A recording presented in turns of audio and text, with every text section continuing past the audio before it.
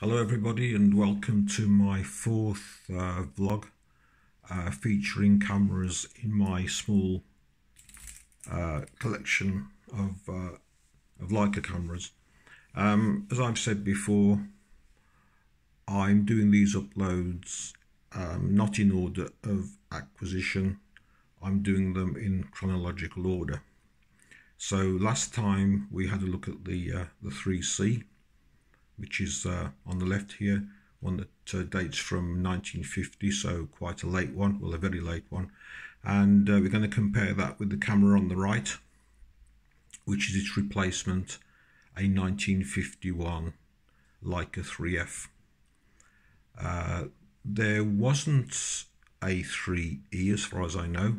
There was a 3D, and I think the 3D though, which are quite rare and sought after, were a 3C but with a self-timer situated about there. I've been looking at the two cameras this morning, trying to make any notes of any differences in the actual body. The IIIf does have a number of significant additional features, which we'll cover in a minute, but the actual body itself, the shape, the fittings and so on, as far as I can tell, are exactly the same. On my last vlog I compared my 3C with the 3B, and we discussed the differences in some detail. Well, basically there isn't an awful lot of detailed difference in things like, you know, basic body detail. They all look very, very similar. So I'm just going to move the 3C back a bit and concentrate on the 3F. As I've said, this one's an early 3F. The 3F was introduced in 1951, and it continued in production up until, I think it was 1957, when it was replaced by the 3G. And the 3G was the last of the screw thread cameras. So this one is the penultimate screw thread camera, and it's the first one to have flash synchronization fitted in the factory. And because it has flash synchronization fitted, it also had a few other slight differences.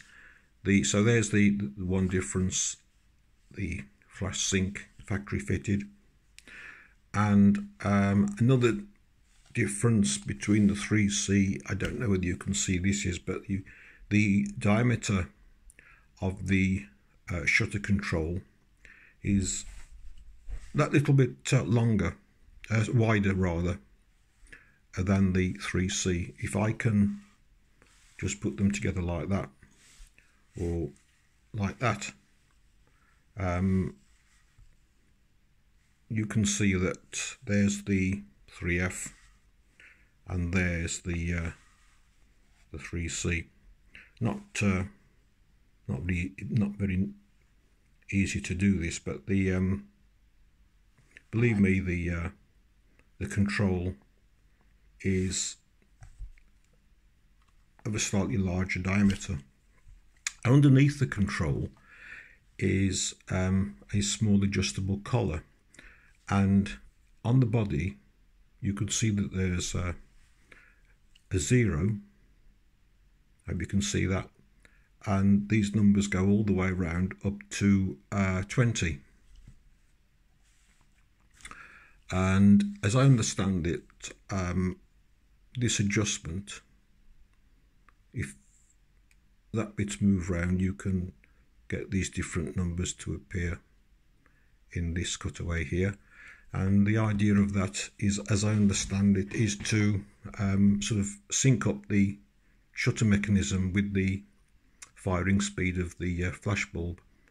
For those of you who never come across a flash bulb, these were the only form of flash until electronic flash was developed.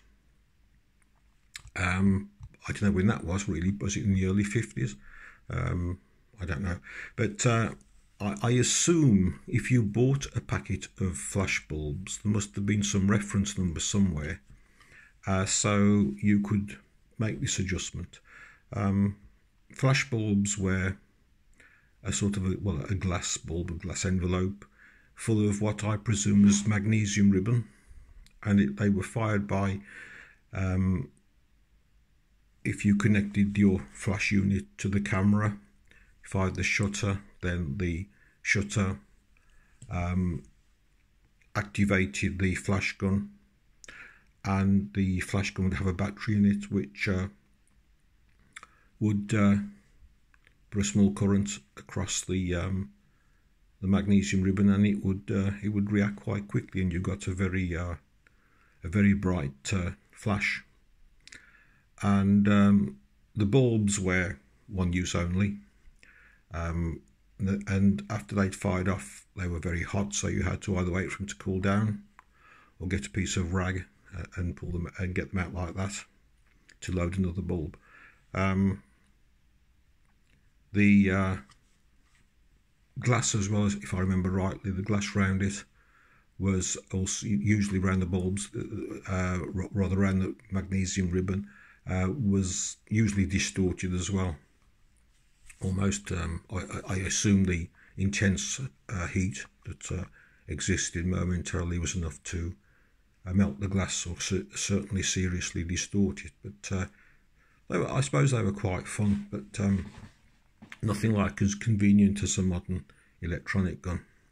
So, as I understand it, this is what these numbers around here are for. Some bulbs fired very quickly, others had a slower burn. And I don't know whether you could adjust these numbers for electronic flash as well. Unfortunately, I don't have any instructions for the IIIf. It did cross my mind this morning. I don't know, but there's only one connector, and of course the other important difference that you've probably noticed is there is a reminder here on the top of the wind-on knob, and this is the only screw thread Leica to have this feature. And if you say just loaded your camera, the idea was that you could lift this here and you could adjust the indicators so that you could then see what film you got in there. Of course, that depended on you remembering when you loaded the camera to set this to the different film. If you always use the same film, and it wouldn't make any difference. But if you say just loaded some colour film and the previous film had been black and white, then you can lift this and adjust it. It's an aide-de-memoire, if you like, but of course it relies on the fact that you have to remember to change that. It's purely there as a reminder. It doesn't have any mechanical link to the camera. These cameras didn't have light meters. It is literally just a reminder, much in the same way as some cameras had a little bracket there where you could rip off the tab on the end of your film packet and stick it in there to remind you of what film you got in. This is a more sophisticated version of the same thing, and it was the IIIf is the only one of the Leicas to have this this memory setting window here. The final screw thread Leica, the 3G, it was moved on the back of the camera, and it looked exactly like the one on the M series, the M3. So really, I think those are this is going to be a fairly short upload. There's not a lot of can say about the camera, other than to say that this one's in particularly nice condition. It was bought at a local auction. I don't think it's had very much use. It's very clean. It's very clean on the inside as well. And also, I suspect this may well have been the lens that came with it. I did check the date, and off the top of my head, I can't remember. I got a suspicion that they do tie up more or less. But the lens hasn't had a lot of use either, because this tube section here, it's very clean. There's virtually no scratches. So I just get the overall impression that it hasn't had a lot of use, or if it has, it's been certainly taken care of. This is a later Elmar with more conventional f-stop numbers ranging from 22 to 3.5, and we have an f8 here as opposed to the f9 which appeared on some of the earlier cameras. The slow speeds and the shutter speeds are the same as on the 3C, and I think that's probably it. I've covered the fact that this is the only camera with this feature. It's also factory synced for flash. There is another thing that is quite, I won't say it's quite common, but it's by no means rare. If you just bought a 3C, brand new one in perhaps about the post-war period, or indeed if you got an earlier one, you could have it upgraded to a 3F, and occasionally, and when I say upgraded, you know, it looked the same. It had these same details, the larger diameter shutter and the syncing up, and the later type of wind-on knob. And I think they also offered this service to earlier cameras as well.